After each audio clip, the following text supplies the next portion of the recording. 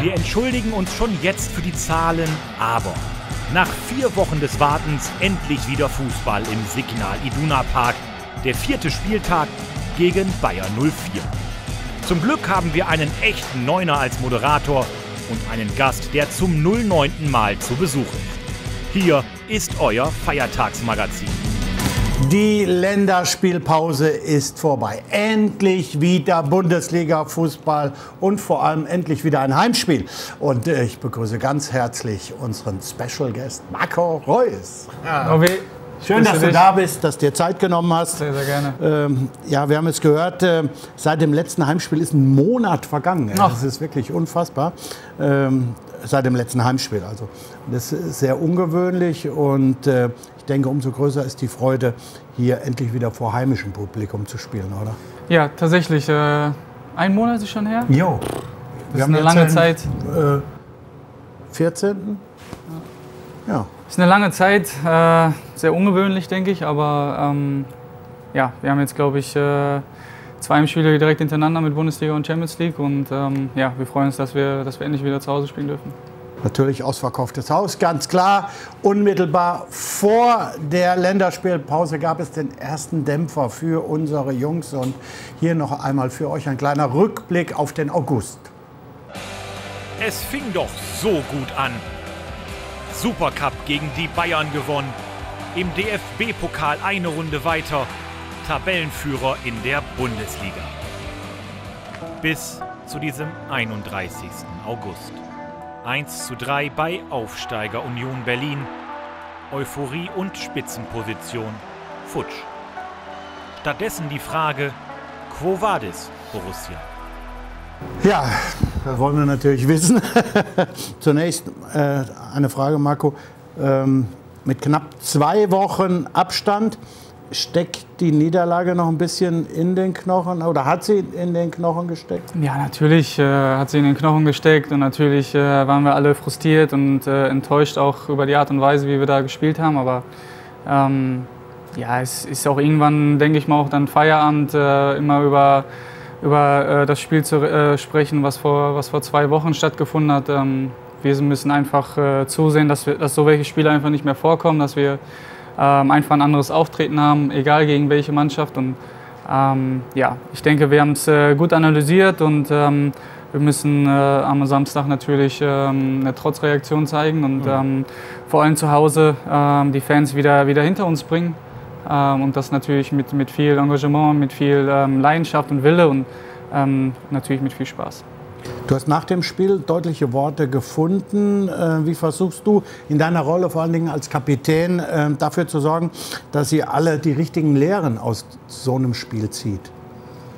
Ja, was mich einfach am meisten sag ich mal, angekotzt hat, war einfach, dass es nach außen hin so dargestellt wird oder wurde, dass wir 10 Spiele hintereinander verloren haben oder hätten. Und das war die erste Niete. Natürlich am 3. Spieltag, natürlich beim Aussteiger, was wir uns natürlich auch anders hatten vorgestellt. Und natürlich darf das nicht passieren, aber du weißt selber, im Fußball ist halt irgendwie doch alles möglich. Und wir waren halt in dem Tag einfach nicht gut. Das muss man ganz klar ansprechen und auch so sehen. Und ja, es gilt einfach weiterhin, die Köpfe oben zu behalten, positiv zu bleiben. Und wir sind noch am Anfang der Saison und natürlich ist es frustrierend, die ersten 3 Punkte verloren zu haben. Aber nichtsdestotrotz haben wir noch eine lange Saison vor uns und wir müssen wirklich alle positiv bleiben, hart an uns weiter arbeiten, der Mannschaft und dem Trainer vertrauen in der Art und Weise, wie wir das letzte Saison auch gemacht haben.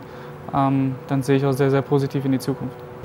Das Spiel aufzuarbeiten war ja jetzt gar nicht so einfach. Ne? Ihr wart jetzt alle unterwegs. In der ganzen Welt waren unsere Nationalspieler und es waren ja am Ende nur ganz wenige Einheiten jetzt nach dem Spiel. Ne? Ja, also klar, die Nationalspieler konnten jetzt keine richtige Analyse machen. Ich denke, dass die natürlich noch folgen wird und dass die anderen Jungs hier hart trainiert haben. Das haben wir auch mitbekommen. Ich glaube, es waren doch 7 oder 8 Leute dabei, auch sehr, sehr gute Spieler und von daher hat, glaube ich, jeder, die haben, glaube ich, auch Testspiel gehabt gegen Cottbus. Von daher hatte jeder dann auch die Möglichkeit zu trainieren und auch zu spielen, um auch im Rhythmus zu bleiben. Und jetzt freuen wir uns, dass es wieder losgeht. Kommen wir jetzt zu einem ganz anderen wichtigen Thema. Es sorgt immer wieder für Gesprächsstoff, aber auch für Diskussionen. Es geht um die Werte bei FIFA 20 oder bei FIFA, ja. Das ist deine. Wir können sie ja mal ganz kurz in die Kamera halten. Ja. Oh, 88. Kennst du sie nicht? Nee, ich habe sie noch nicht gesehen. Jetzt zum ersten Mal. Spricht man darüber? Nee, ehrlich gesagt nicht. Also in meinem Alter jetzt nicht mehr so, aber ich glaube für die Jungen, ich habe ein bisschen mitbekommen mit Jaden, glaube ich, war ein bisschen unzufrieden mit seinen Werten. Ich weiß auch ehrlich gesagt nicht, wie meine Werte letztes Jahr waren. Aber ich glaube, ich habe mich ein bisschen verbessert. 100. Warte kurz. Aber was ist denn hier? Ja, das ist lächerlich. 45 defensive, Marco. Also, das ist lächerlich. Aber das ist doch, hatte ich die Tage nicht der Trainer noch besonders gelobt wegen deiner Defensive? Ich habe nichts gelesen, ich bin ja nicht so Zeitungsleser, aber das ist natürlich lächerlich. 45. 45, da kommen wir noch drauf zu sprechen. Ja, liebe Das FIFA, ist Physis, 66.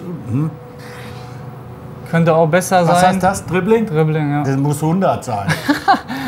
Okay. Pass 100. Ja. Schuss Ja. 200. Ja. Was ist das? Tempo. Ich wollte Temperament sagen. Ja, da musst du 500 machen. Aber schön. Tolle Die ist Karte. wirklich schön. Darf ich die mitnehmen? Natürlich, die schenke ich dir. Ja. Ja, klar. Dankeschön. Ihr könnt übrigens das neue FIFA 20 bei uns im Online-Shop bestellen und ihr könnt euch dazu Hast du's noch eine nicht? von 5 Ultimate Team Karten, das ist die, mit dazu bestellen. Hammer, oder? Ja. Und das alles hier im Feiertagsmagazin. Stark. Hast du noch kein FIFA? Nee, Nee? ich habe auch keine ich hätte Playstation, dir- auch kein Dings. Ah, so. Sonst hätte ich dir was mitgebracht, aber Und dann hole ich mir was. ja, dann hol dir was. Ich sag dir dann Bescheid. Ich hole mir jetzt eine, was muss ich mir holen? PlayStation 4. Okay, dann mache ich das. Okay. Bevor wir uns jetzt noch mit dem kommenden Gegner beschäftigen, ein Programmhinweis in eigener Sache. Wer kennt mehr? Heißt dieses wunderbare Spiel und neue Saison, neue Folgen, das alte Problem. In der Hauptrolle Marco Reus und natürlich Mario Götze. Und bitteschön. Was kommt jetzt?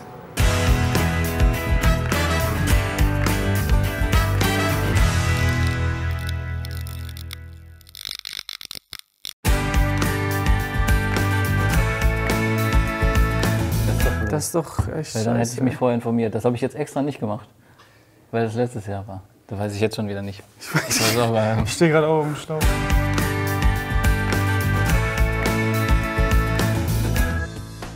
Hamburg. Waldhof Mannheim. Nein, klar, haben die Bundesliga gespielt. Waldhof Mannheim. Bayern München. Nicht dabei? Warum lacht ihr so? Ist nicht dabei? Hä, aber warum das denn nicht? Ey, das ist so ein Skandal. Ich hätte jetzt Also, einfach Hamburg gesagt. Hamburg wäre dabei gewesen.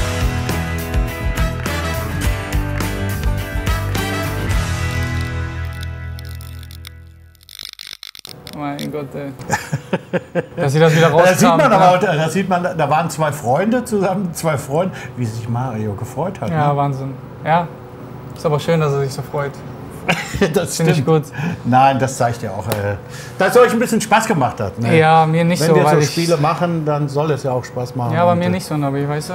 Wenn du zweimal bei der gleichen Frage, zweimal bei der ersten Antwort direkt Bayern München, also ich bitte dich. Und dann, Ja, aber hey, das ist doch jeder. Aber ich muss auch sagen- wenn du 100 Leute fragst, davon sagen 99 als erstes Bayern München. aber ich muss auch sagen, schwach vom Team hinter dem Team, wieder die gleiche Frage zu nehmen. Also wir haben ein Jahr Zeit gehabt, sich eine andere Frage auszusuchen und dann kommen die wieder mit so einem, mit der gleichen... Das machen sie sicherlich den gleichen bewusst. Kram.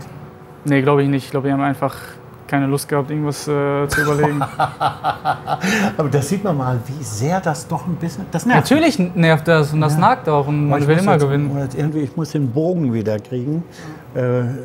Leverkusen, Wochenende, Heimspiel. Wir können ja auch noch mal über Leverkusen sprechen. Ja, wenn du können wir auch möchtest, gerne. Ne? Die waren übrigens auch kein Gründungsmitglied. Beim Länderspiel hast du ja in den letzten Tagen mit Kai Havertz und auch mit Jonathan Tah sicherlich sprechen können oder ihr habt zusammen die Zeit verbracht. Habt ihr über das Spiel schon mal gesprochen? Ein bisschen. Wir haben es ab und zu mal, wir saßen gemeinsam am Tisch und dann hat man natürlich darüber gesprochen, wie es Samstag wird. Und für Jule Brandt ist natürlich ein Wiedersehen mit seinen alten Mannschaftskollegen. Und natürlich gab es da schon noch ein paar Sprüche und vor allem er natürlich ist da natürlich heiß drauf und will natürlich versuchen, seinen alten Mannschaftskollegen da vielleicht oder hoffentlich ein, zwei Dinge reinzuhauen, damit wir das Spiel natürlich am Ende gewinnen. Ist in guter Verfassung, wir drücken ihm die Daumen. Mit Peter Bosch trifft er natürlich auch noch zusätzlich auf einen alten Bekannten. Die offensive Spielweise von ihm ist bekannt. Hilft das vielleicht ein bisschen in der Vorbereitung, wenn man vor nicht ganz so langer Zeit einen Trainer hatte, der jetzt beim Gegner ist? Ach, das weiß ich nicht. Ich glaube, er hat sich ja auch natürlich weitergebildet und wir wissen natürlich, oder jeder weiß, dass die Mannschaft von ihm immer sehr gerne offensiv spielt und dass es natürlich Möglichkeiten gibt, ja, dagegen zu halten und selber Akzente zu setzen. Aber ich vertraue da wie immer auf unser Trainerteam, die uns immer hervorragend auf den Gegner vorbereiten und das wird dieses Mal nicht anders sein. Wir haben ja in dem einen oder anderen Spiel relativ kurz nach dem Anpfiff einen Treffer hinnehmen müssen. Ja. Und ich kann mir richtig vorstellen, dass dir das überhaupt nicht gepasst hat. Gehst du jetzt mal durch die Kabine und machst jedem hier so, patsch, ey, wach, es geht gleich los. Nein. Nicht wieder 32, 36. Nein, das natürlich nicht, aber der erste Spieltag war natürlich wieder Wahnsinn, wenn du da die Saison quasi eröffnest und ich glaube, ich habe das schon 3 oder 4 Mal erlebt, dass wir das erste Spiel zu Hause haben und nach einer Minute steht es einfach 1-0 für den Gegner und du fragst dich natürlich, das kann jetzt nicht schon wieder wahr sein. Aber wir haben es zum Glück in dem Spiel dann wieder geschafft, das Spiel zu gewinnen, aber ja, es soll und darf nicht mehr allzu oft vorkommen, weil das natürlich für den Gegner dann extrem wichtig ist und für uns natürlich noch mehr bedeutet, dass wir noch mehr Gas geben müssen, noch mehr Kraft aufwenden müssen, um das Spiel zu gewinnen. Von daher sollte es uns am Samstag nicht passieren. Passt bitte auf, bitte. Ja. Ich will nicht. Ich werde dafür sorgen. Ich habe ja, wenn ich da am Anschlusskreis bin und mit dem Schiedsrichter, dass wir vielleicht diesmal den Ball haben. Dann fang doch in der 2. Minute an. Oder so, ja. Aber ich glaube. Jetzt kommen wir zu was. Ich weiß, dass du dich die ganze Woche, den ganzen Monat schon Ich habe mich darauf vorbereitet, Nobby. Ja. Zweikampf, ja. Nobby gegen Marco. Ja. Tor oder nicht Tor heißt es in diesem Jahr. Und es steht im Moment 3:5 aus Sicht von diesem Herrn. Und er will unbedingt diese Bilanz weiter ausbauen. Richtig. Ins Negative. Nicht. So, erste Szene. Oh Gott, oh Gott, oh Gott, oh Gott. Wer war denn das? Das ist mal die erste Frage. Können wir die Szene noch mal sehen?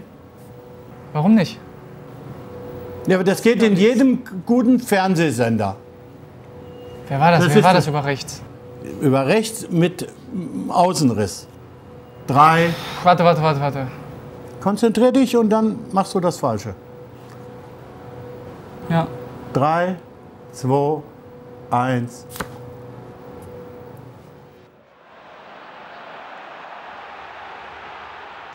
Oh nein! Der geht nicht rein. Das ist wirklich schade. Degen! Schade, ist wirklich schade. Tut mir leid für dich. Oh. Nee, ich kann mich auch nicht an die Szene erinnern.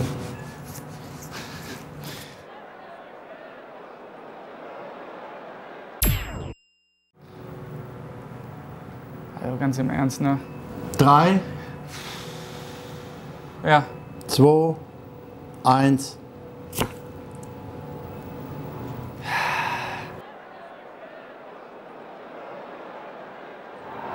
Tor! Puh. Wer war das? Nobby, du musst es eigentlich wissen. Linksfuß. Peter Geier. Was lachst du? Next one. Also, oh mein Gott. Von der Flugbahn muss ich sagen... Ist es klar? Ist es klar. Was ist klar? Dass er natürlich nicht reingeht. Richtig. Aber die schicken uns doch nichts zu, wenn der so einfach einen Ball übers Tor bringt. Ja, aber die rechnen vielleicht damit, dass wir auch so genau darüber sprechen. Ja, aber jetzt kommt es ja darauf an, wie wir uns entscheiden. Richtig. Und dann sage ich 3, 2, 1. Komm schon. Ja, aber der ging ja so deutlich. Also dann auch ganz im Ernst, Marco. Ja, ey. echt, jawohl. Ist so schlecht von uns, Nobby. 2-1 habe ich gewonnen. Wie, einer ist noch oder nicht? Nee. So, dann schauen wir mal auf den Zwischenstand. 6:9, ich habe aufgeholt. Du hast deine Bilanz weiter ausgebaut, so wie ich mir es gewünscht habe. Klasse, ich muss hier immer ein bisschen zuppeln. Ich wurde eben kritisiert, sieht ein bisschen aus wie ein Vampir. Dann hast du das wieder schön gemacht. Ist jetzt so in Ordnung? Ja, so ist besser. Ihr habt euch sicherlich schon Stylischer. gefragt, was ist das überhaupt für eine geile Jacke? Es ist unsere neue Retro-Kollektion. Aber bevor wir uns einen kleinen Clip anschauen, natürlich noch einmal der Hinweis. Wir brauchen Szenen für unser Spiel. Tor oder nicht Tor. Schickt uns eure Videos zu und vielleicht seid ihr nächste Woche hier im Feiertagsmagazin mit dabei. Und jetzt schauen wir uns mal an, was es so alles Schönes in Retro beim BVB gibt.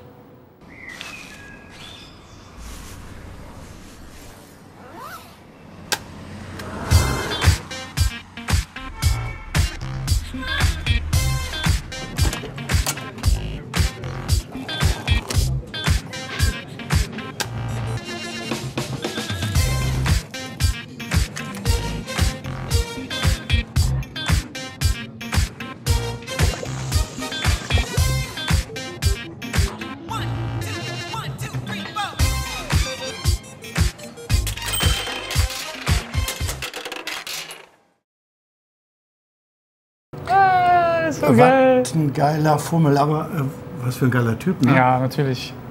Das ist brutal. Ich frage dich jetzt mal was, weil es mich wirklich interessiert. Nein, bei mir wächst keiner. Ja, der weiß ich, bei mir auch nicht. Ist das jetzt wieder in? Ich weiß nicht, ich stehe nicht so drauf, muss ich sagen. Aber ist das jetzt so, dass man vielleicht mal wieder so ein Ding... Ja, siehst du ja, also Schmelle, Mo. Ja, vielleicht hat Schmelle Ich das hab aber dir noch auch ein Bild nur vielleicht von für Mo. uns. Ja? Weil bei Mo sieht es natürlich echt... Ja. Gut, das muss immer jeder selber wissen, ne? Ja. Aber ich glaube, bei uns wächst bei dir was? So ähnlich wie bei dir. Nee, nichts so richtig. richtig, Ich ne? sehe da auch da katastrophal aus. Ja. Ich müsste jetzt ein halbes Jahr warten. Ne? Ja, ich wahrscheinlich ein Jahr, aber ich finde es auch nicht schlimm. Stimmt. Wir machen ja bei jeder Sendung ein Bild. Letzte Woche haben wir ein wunderbares Bild gemacht mit Nico Schulz. Und das könnt ihr ab sofort ersteigern, natürlich wieder zugunsten unserer Stiftung. Und nächste Woche müsst ihr unbedingt reinschauen, weil Marco hat mich, mehr möchte ich nicht sagen, es wird ein Hammerbild. Ja, das war's vom Feiertagsmagazin. Wir drücken die Daumen. Danke. Mach den Dreier klar. Schön, dass du hier warst. Sehr gerne. Es hat wie immer riesen Spaß gemacht. Mach es gut. Du auch, Und Nobby. Bis Samstag. mindestens ein Treffer. Das war's. Tschüss, macht's gut. Tschüss.